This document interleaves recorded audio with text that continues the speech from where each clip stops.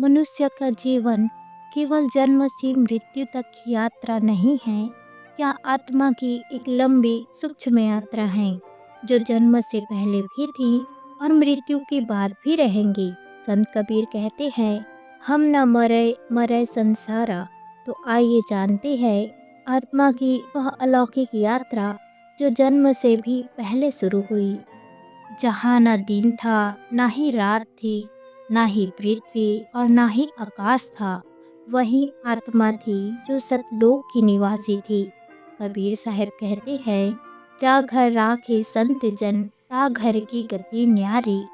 यह वह दिव्य लोक था जहाँ आत्मा परमेश्वर की गोद में थी, आनंद स्वरूप में। लेकिन कर्मों की एक गहरी तरंग ने आत्मा को बांध लिया, माया ने उसे आकर्षित किया।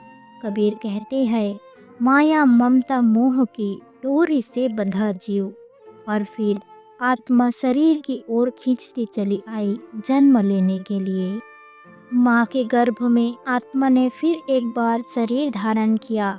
गर्भ में वह प्रभु को पुकारती रही, हे स्वामी, मुझे फिर इस चक्र में क्यों डाला गया। कबीर कहते हैं, गर्भावास में नाम जपा सो क्यों भूला आज।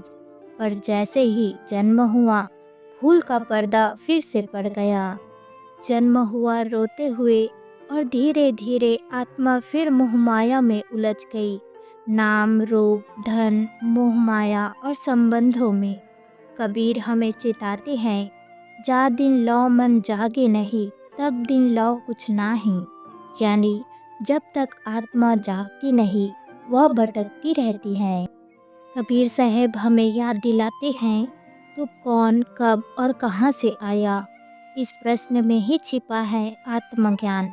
जो जन्म से पहले की यात्रा को जान लेता है, वही जीवन का सच्चा मार्ग पहचान लेता है। आओ आत्मा की इस यात्रा को समझे, जागे और उस परम सत्य की ओर बढ़े जहाँ से हम आए थे और जहाँ हमें लौटना है।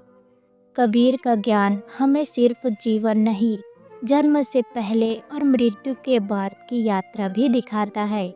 धन्यवाद इस आत्मिक यात्रा में हमारे साथ चलने के लिए। आशा है संत कबीर की वाणी ने आपके हृदय को स्पर्श किया होगा। फिर मिलेंगे एक नई चेतना के साथ।